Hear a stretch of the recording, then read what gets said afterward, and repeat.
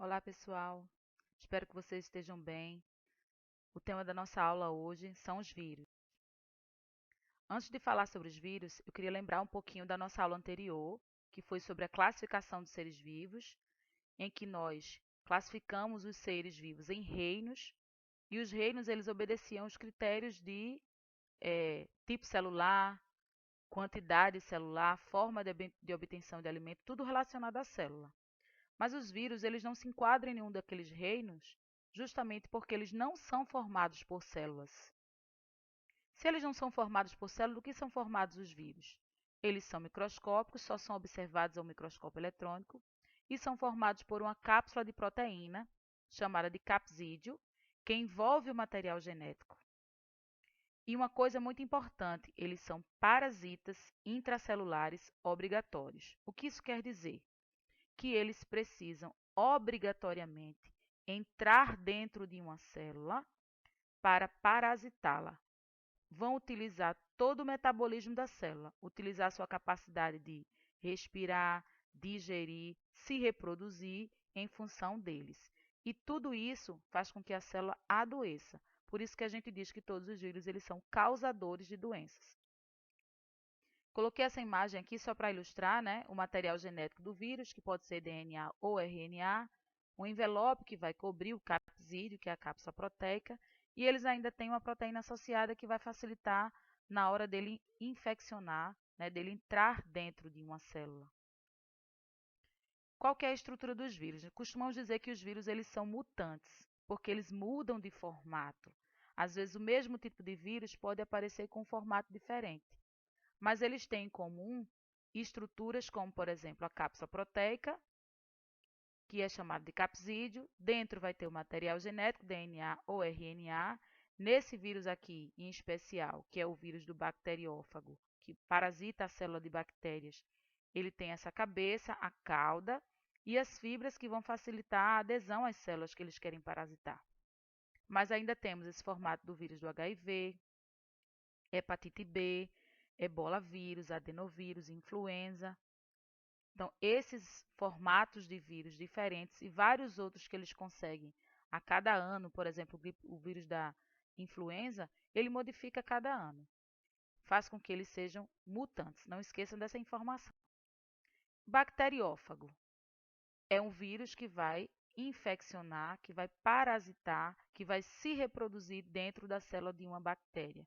Então, eu trouxe esse exemplo aqui para mostrar para vocês como é que um vírus ele vai infeccionar uma célula. Primeiro, ele vai entrar em contato com a célula bacteriana. Observe, esse aqui é um vírus, isso aqui é a célula de uma bactéria. Essa parte aqui representa o DNA de uma bactéria. Em seguida, ele vai injetar o material genético dele dentro da célula para que esse material genético dele possa atingir o material genético da célula. Em seguida, ele vai utilizar aquele material genético para se reproduzir no interior da célula. Essa reprodução vai gerar a formação de novos vírus. Serão tantos vírus utilizados do material genético da célula junto com o do vírus que a célula não vai aguentar. E o último passo é que essa célula bacteriana ela é rompida e os vírus são liberados. Essa liberação de vírus só afirma que um único vírus ele pode gerar vários outros vírus a partir de uma única célula. Aqui na ilustração vocês observam 5 vírus, mas são milhares de vírus de uma única célula. Mas não é uma única forma de reprodução que os vírus têm, não. Eles têm duas formas de reprodução, né, que a gente pode chamar de ciclo reprodutivo ou ciclo infeccioso, que é o chamado de ciclo lítico ou ciclo lisogênico. O ciclo lítico, ele vai matar a célula que ele parasitou.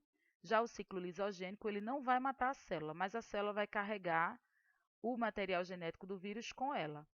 Então, para vocês observarem aqui, o vírus ele entra em contato com a célula, o material genético do vírus ele é injetado dentro da célula, essa partezinha vermelha representa o material genético do vírus, essa parte aqui é o material genético da célula que ele está parasitando. O material genético do vírus ele é incorporado ao DNA da célula, isso acontece com o ciclo lisogênico e com o lítico também. A célula se reproduz com o material genético do vírus. Isso acontece no ciclo lisogênico. Já no ciclo lítico, como foi explicado anteriormente, através do ciclo reprodutivo ou infeccioso do bacteriófago, essa célulazinha ela vai utilizar o DNA do vírus, vai utilizar o DNA da célula para produzir novos vírus e esses vírus vão romper a célula e vão ser liberados para parasitar outras células. Como os vírus, por serem parasitas intracelulares obrigatórios, causam doenças, é possível a gente identificar alguns vírus causadores de doenças que têm o ciclo reprodutivo como sendo lítico e outros como sendo o ciclo lisogênico. O ciclo lítico está presente, por exemplo, no vírus da gripe, que uma pessoa contrai o vírus da gripe e logo ela pode passar essa gripe para outras pessoas com muita facilidade, mas ela fica boa rapidamente.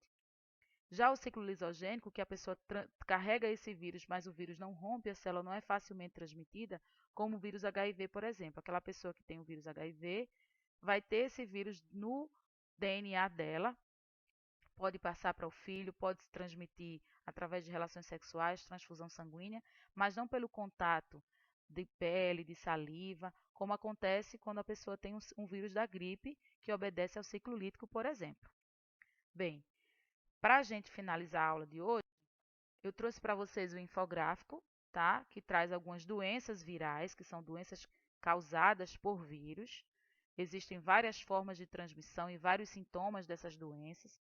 Eu não vou falar muito porque vocês justamente têm um trabalho para fazer em função disso.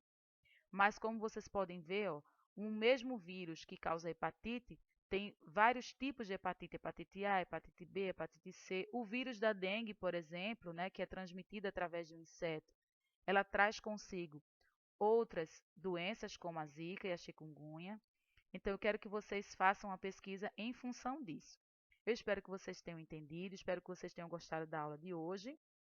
Bons estudos e até a próxima aula.